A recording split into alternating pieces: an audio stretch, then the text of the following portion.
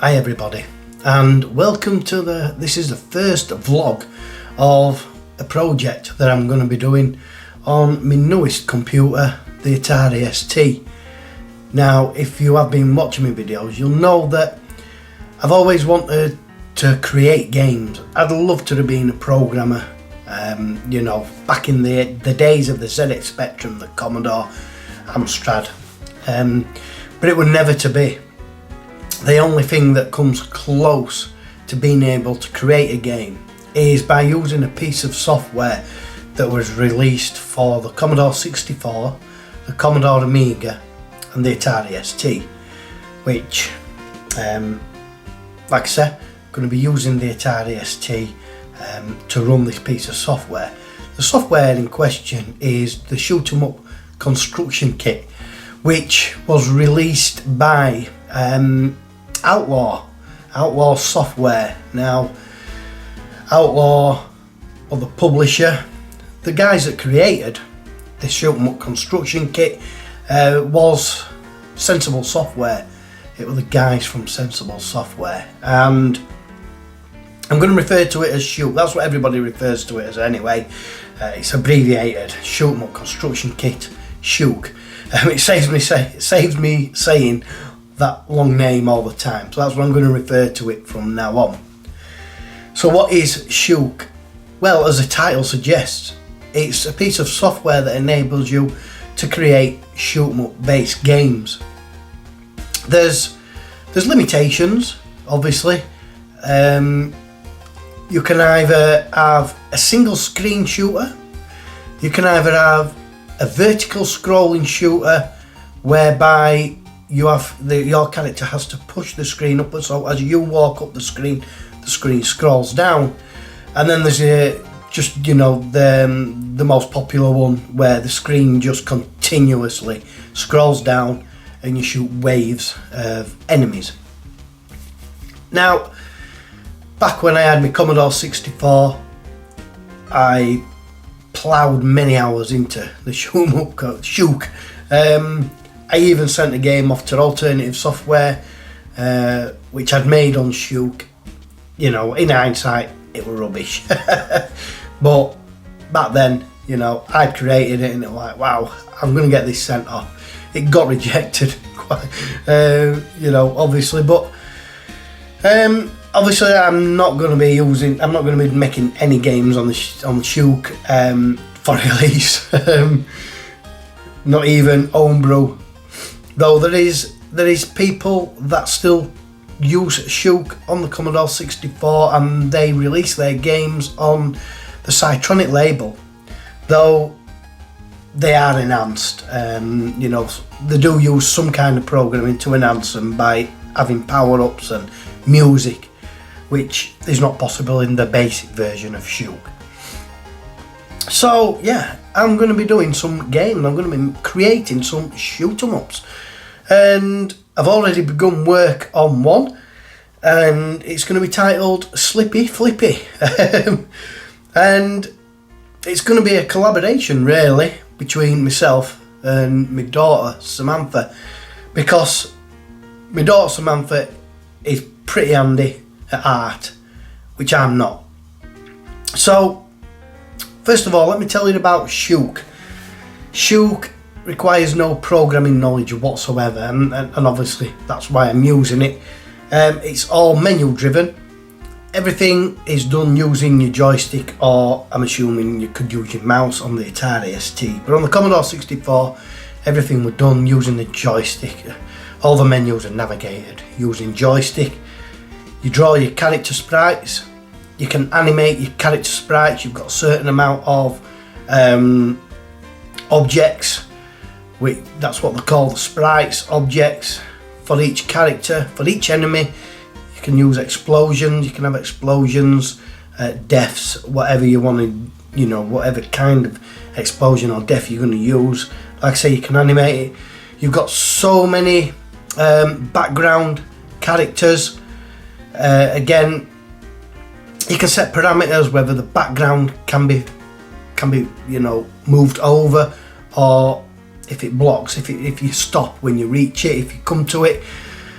So there are lots of variables. There's sound effects creator that you can tweak.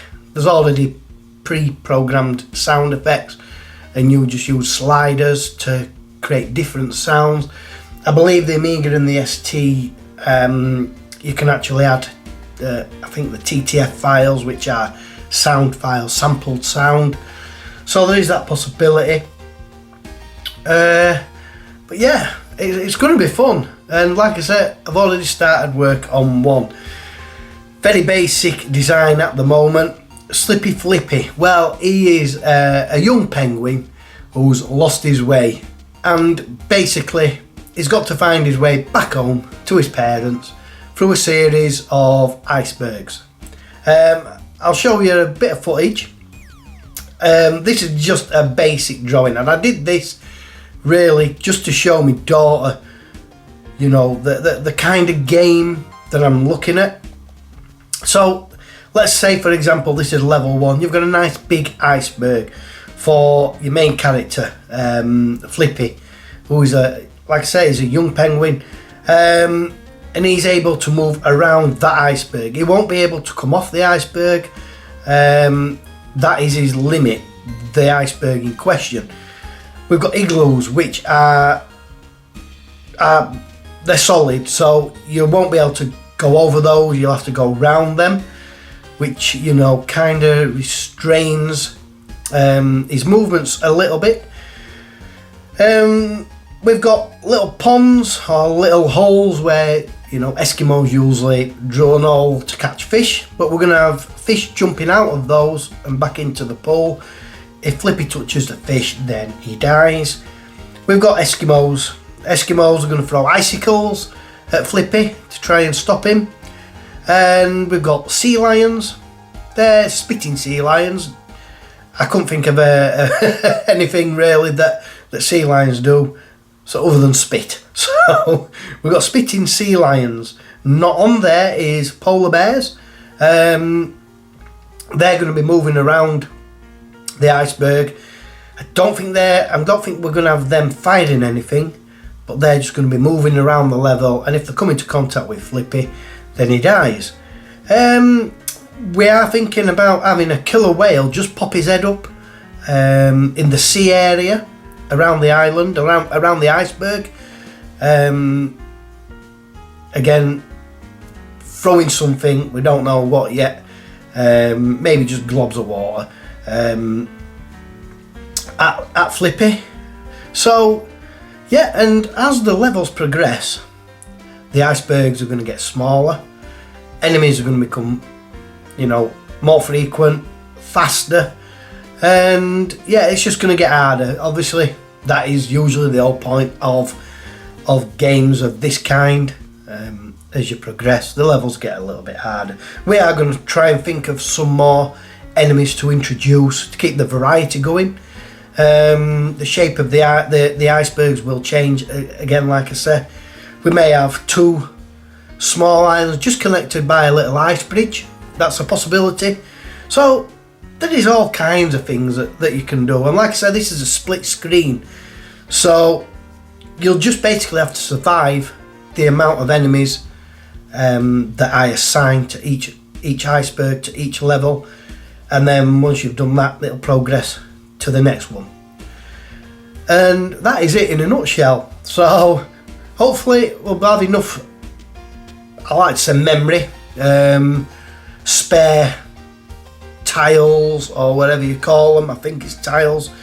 Maybe to give a completion screen if you do finish the game.